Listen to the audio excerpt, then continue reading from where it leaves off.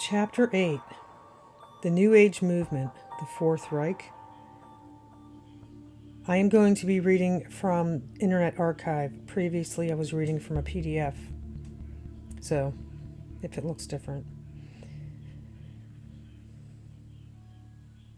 As we have already noted to a limited extent, one of the most startling aspects of the New Age movement, apart from its apparent fulfillment of biblical prophecy, is its amazing resemblance to Hitler-Hayes Nazism. Pause. I'm saying that because, in Pig Latin, because I had a strike on a video where I didn't really know why they gave me it, but that name was in it, so I'm just kind of avoiding it. Sorry, unpause. One of the best kept secrets of the 20th century is the occultic roots and nature of the religious philosophy at the heart of the Third Reich. Exactly why this information remained classified for so long and such pressure was brought to bear upon those having intimate knowledge of this will probably remain a mystery until Judgment Day. Nevertheless, there are some interesting clues. It is public knowledge that both Winston Churchill and Franklin Delano Roosevelt dabbled in the occult, perhaps the same conspiring Luciferic spirit that induced Hitler-Hay to implement the darkest practices of occultism moved upon the Western powers to conceal the esoteric mysticism behind Nazism. Were they knowing participants in the portion of the plan revealed by Alice Bailey in the 1930s? Part of the plan indicates that the world order necessary for total world domination by the Christ and the Masters of Wisdom would have to be established upon the foundations of a world badly traumatized by a severe war. The full truth may never be known. At any rate, for all practical purposes, the New Age movement appears to qualify as a revival of Nazism. This is not to call every New Ager a Nazi. A substantial number of those participating in the New Age movement are probably innocently involved for the finest and best of motives. Similar to Nazism, the New Age movement is organized like a gigantic corporation. Also like Nazism, the movement is based upon a structure of initiates, adepts, and masters. High-level initiates always know more than the low-level initiates. Chiefs always know more than Indians. Colonels and majors are always told more than privates of the plans and direction of the military. As in any large organization, most people quietly do their jobs without knowing the full nature of what they are involved with, or precisely where they personally fit into the scheme of things.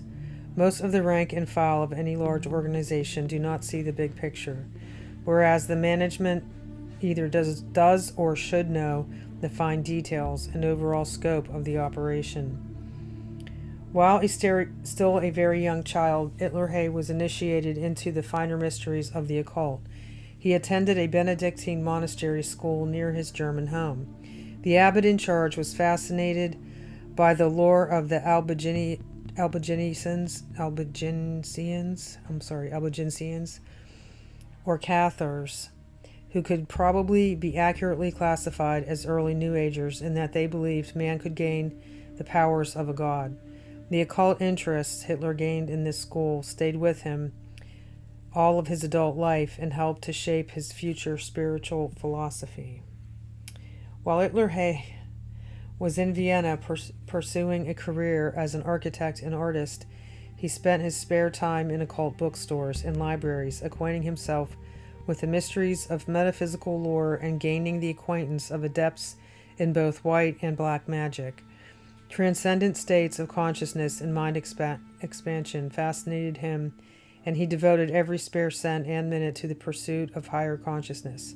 Yoga, astrology, Eastern and Western paths to this goal proved too slow for his ambitions, and like many impetuous New Agers of today, he decided to accelerate the process by supplementing meditation with drugs. Mescaline was used to transport him to the highest state of consciousness where he could look into what New Agers and occultists call the Akashic record, a demonic version of historical and future events. Hitler's aim in taking this accelerated path was to gain perspective on his future destiny. Successful in contacting the top, Hitler rightly believed he had established communication with Lucifer, from whom he openly coveted possession. Studies have shown that mind expansion drugs and transcendental, as well as other forms of meditation that require the emptying of the mind, produce the same type of side effects, including flashbacks and delusions of grandeur. From that point, Hitler suffered the known side effects of both prolonged meditation and mind-expanding drug abuse. However, the side effects pale in the light of the major effects, establishing Hitler in power and enabling him to transform and control a nation. If the hypnotic effect of dabbling in occultism worked for Hitler, it would work for a nation. For that reason, occultism played a prominent role both in establishing Hitler in power and in maintaining that power. As the book of Daniel revealed concerning the Antichrist, and his power shall be mighty, but not by his own power. Daniel 8:24. What was said of the forerunner of the Antichrist, the beast, could also be said, although to a lesser degree, of all who open themselves to the Luciferic energies sought through the practice of occultism. Both Nazism and the New Age movement are political/spiritual entities based on the same esoteric foundations, the Secret Doctrine, which has been at the base of all pagan religions and at the base of esoteric Christianity. Perhaps that secret doctrine might be best summarized as being the antithesis of Judeo-Christian beliefs. The secret doctrine glorifies Lucifer and all the practices condemned in the Bible. The secret doctrine also glorifies the pre-flood world, a world that, according to both the Bible and the secret doctrine, was alive with demonic contact and psycho-spiritual power. Understanding this gives special significance for today to the statement by Jesus, "As it was in the days of Noah, so shall it be in the days of the coming of the Son of Man." The days of Noah carried far larger implications than mere crime and violence. They were also characterized by active human involvement with demonic forces. Genesis chapter 6 records the fact that the sons of God, which some interpret as beings from the spirit world or demons, procreated with the daughters of men. This type of involvement with mankind, if directly demonic, was undoubtedly a motivating force behind the other crimes of violence that proliferated, moving God to give the world a final warning through Noah. He alone was ultimately saved, along with his wife, his 3 sons, and 3 daughter-in-laws from the destroying deluge. For all the New Agers' scorn of the foregoing account, it is mirrored, though distorted, in the same occultic doctrines they profess. Moreover, shrouded in the mists of Atlantis, which may well refer to the pre-Noahic era, are the roots of both New Age doctrine and Nazism. A portion of this doctrine deals with the origins of the races of mankind. The secret doctrine held that they originated in Atlantis, and that one of the 7 Atlantean races was that of the Aryans. Although there was supposedly 6 other Atlantean races, Toltecs, Romahals, Tovladi, Turanians, Akkadians, and Mongols. Sorry, I didn't even try to say them right. The Aryans were the master race, or supermen, of the Atlantean races. But they did not become supermen by ordinary evolution or mutation. They took a quantum leap upward in order to give them the necessary faculties to live in a post-diluvian world. While losing some qualities that were coveted, such as magical powers over the forces of nature and psychic development, they gained faculties of brain development and superior intelligence over the other surviving races, who were supposedly inferior in blood stock and mental faculties. They were allegedly educated by God-men or even more advanced supermen and taught to protect their superior blood stock at all costs. What supposedly distinguished them from the other inferior races was their more highly evolved intellects. These superior intellects, however, had been developed at the sacrifice of the so-called spiritual or psychic natures. To remedy this deficiency and see that psychic powers were not lost from the Aryan race, the process of initiation was developed by their masters.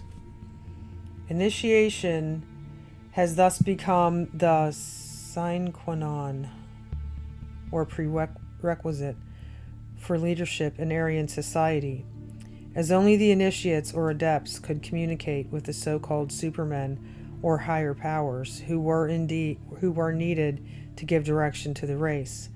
This doctrine of Aryanism is an integral part of the New Age, as well as of Nazism and other forms of anti-Semitism and racism. In contrast, the Jews were set apart by God to preserve His truth in an era when the mystery teachings had spread throughout the world through polytheism and pantheism. The Bible specifically says that all men are of one blood. It also declares that Abraham and his descendants were. After the resurrection of Jesus Christ, St. Paul specifically said that all distinctions, even between Jew and Gentile, were abolished. Where the doctrine prevails that all men are created in the image of God, it is hard to maintain racism and anti-Semitism. Where the doctrine abounds that men have evolved from differing root races and are at varying stages of evolutionary development, it becomes easy to justify classification and discrimination. Final solutions became the logical next step. This was never God's plan. Nations were punished for idolatry and infanticide, not for their blood strains. Such doctrines of Aryan superiority lay at the base of Nazism. They are also found as a justification for religious persecution for the reason that a key component of the doctrine of Aryan superiority included a belief that consciousness development is at stake. For that reason, Hitler included Christians on his extermination list after he began murdering the Jews. The New Agers have a slightly different order. Jews are on the list as soon as they are finished with the Christians, but both groups are high on priority for persecution, with the Jews faring slightly worse than the Christians. At the esoteric core of their philosophy and plans, the New Agers maintain the old occult Aryan doctrine of a blood taint resting upon those of Jewish extraction. A few quotes from Alice Bailey, the now deceased New Age high priestess, will illustrate the occultic bias toward world Jewry, which has been incorporated by reference in the movement that Alice Bailey helped to pioneer. Quote, "Today the law, karma, is working, and the Jews are paying the price, factually and symbolically, for all they have done in the past. Factually and symbolically, they stand as they have ever chosen to stand for separation. Evil is defined by Alice Bailey as separation. They regard themselves as the chosen people and have an innate consciousness of that high destiny, forgetting their symbolic role and that it is humanity which is the chosen people and not one small and unimportant fraction of the race. They demand the so-called restitution of Palestine, wresting it away from those who have inhabited it for many centuries, and by their continued emphasis upon material possession, they lose sight of the true solution. The problem is one to which the Jews themselves must make the larger contribution. They have never yet faced candidly and honestly as a race the problem of why the many nations from the time of the Egyptians have never liked or wanted them. Yet there must be some reason inherent in people themselves when the reaction is so general and universal. Their demand has been for the Gentile nations to put the matter right, and many Gentiles have attempted to do so. Until, however, the Jews themselves face up to the situation and admit that there may be for them the working out of the retributive aspect of the law of cause and effect, law of karma, and until they endeavor to ascertain what it is in them as a race which has initiated their ancient and dire fate, This basic world issue will remain as it has been since the very night of time. The Jewish problem will be solved by the willingness of the Jews to conform to the civilization of the cultural background and the standards of living of the nation to which he is related and with which he should assimilate. It will come by relinquishment of the pride of race and of the concept of selectivity. It will come by renouncing dogmas and customs which are intrinsically obsolete and which create points of constant irritation to the matrix within which the Jew finds himself.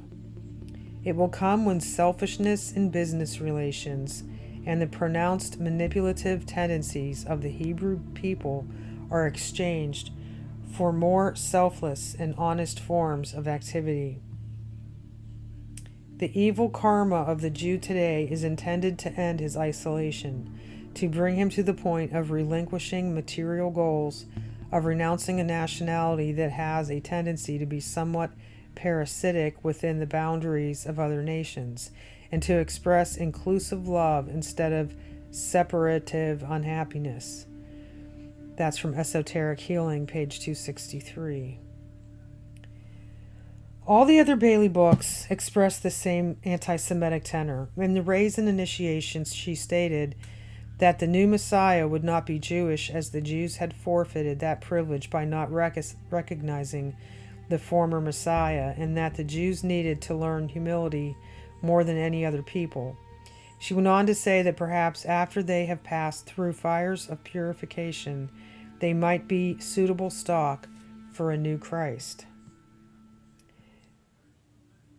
This was not written in 1920 or 1930.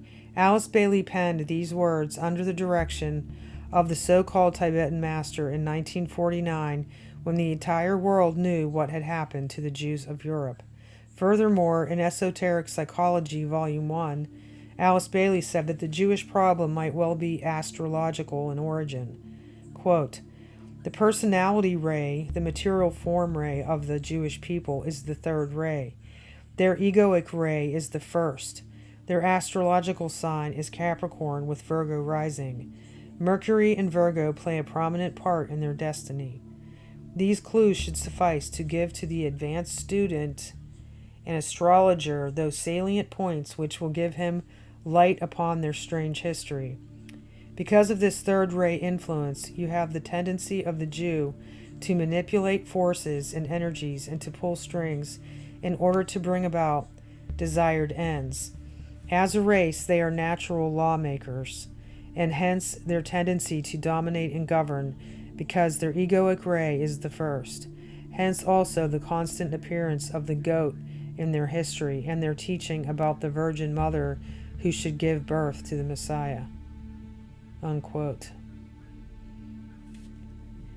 An ominous warning was given to Jews who might consider rejecting Maitreya, the New Age Christ. In Alice Bailey's The Reappearance of the Christ, quote, "Christ came to bring an end to the Jewish dispensation, which should have climaxed and passed away as a religion with the movement of the sun out of Aries into Pisces. He therefore presented himself to them as their Messiah, manifesting through the Jewish race.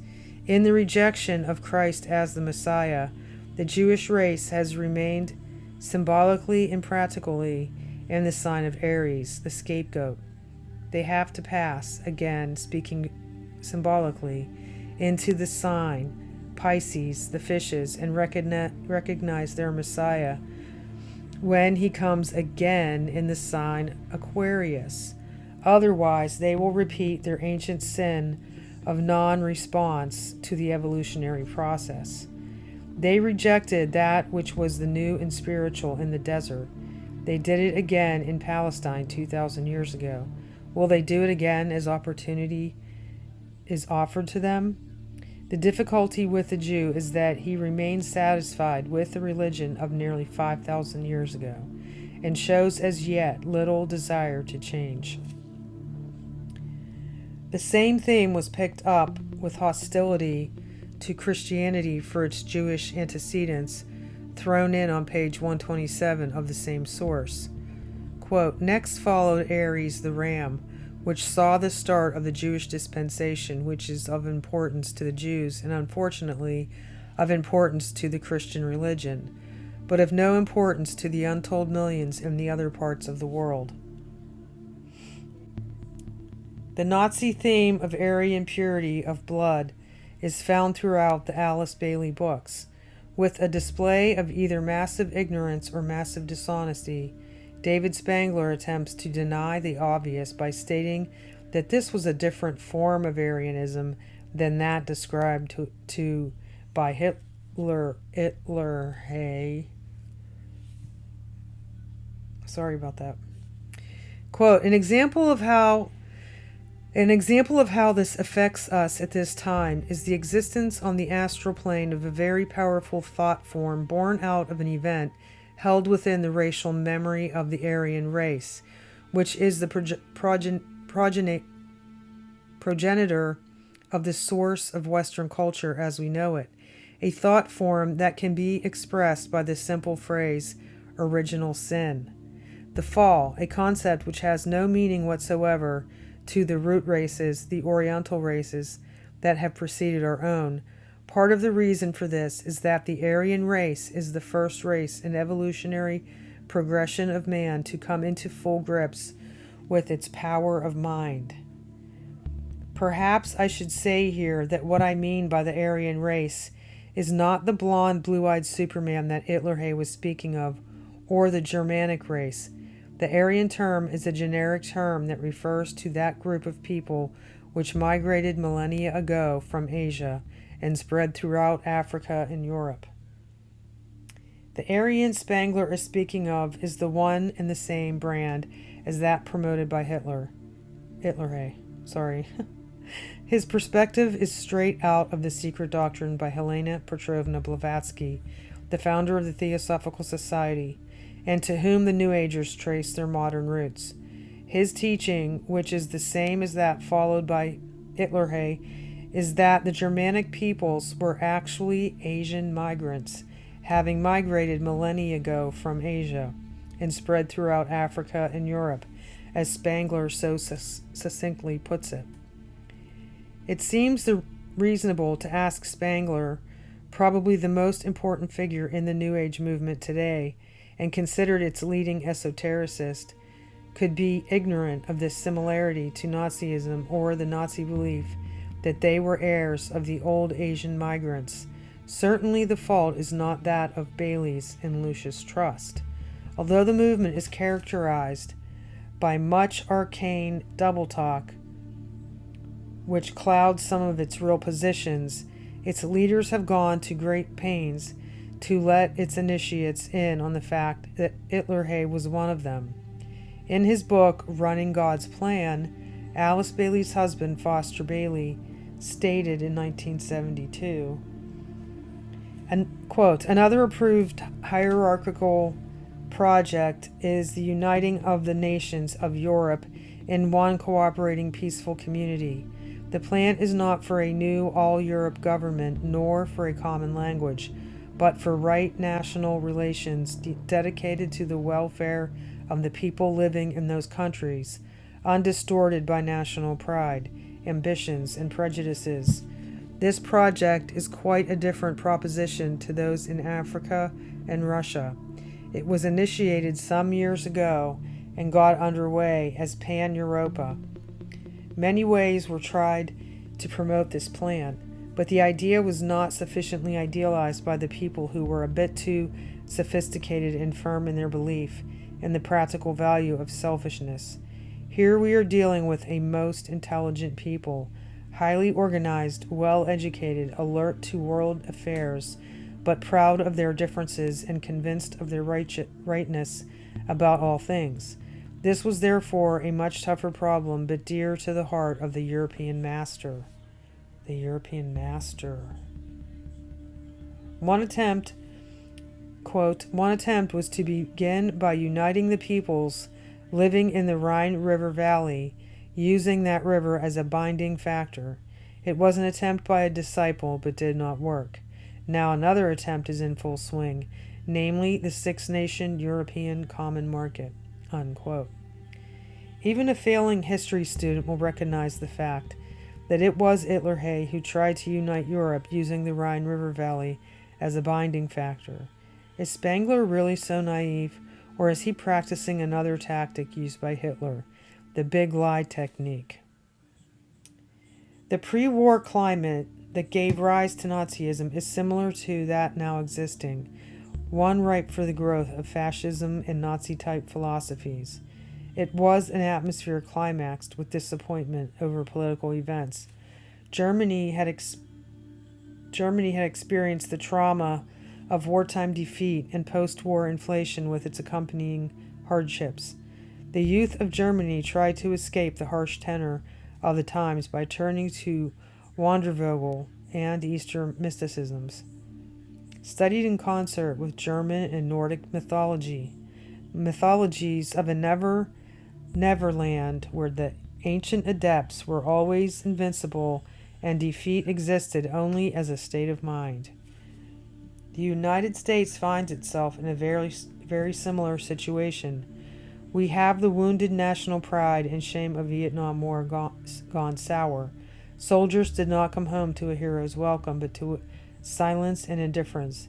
The country has long been in the throes of a defective economy, and particularly since the Vietnamese War. Even during that war, for many, there has been a massive turning to Wandervogel and Eastern mysticism, with the route to transcendental consciousness accelerated by the widespread use of drugs, as was also the case in post-World War I Germany.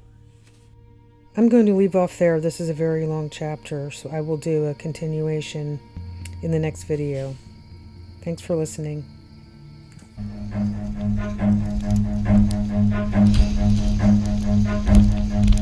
Run.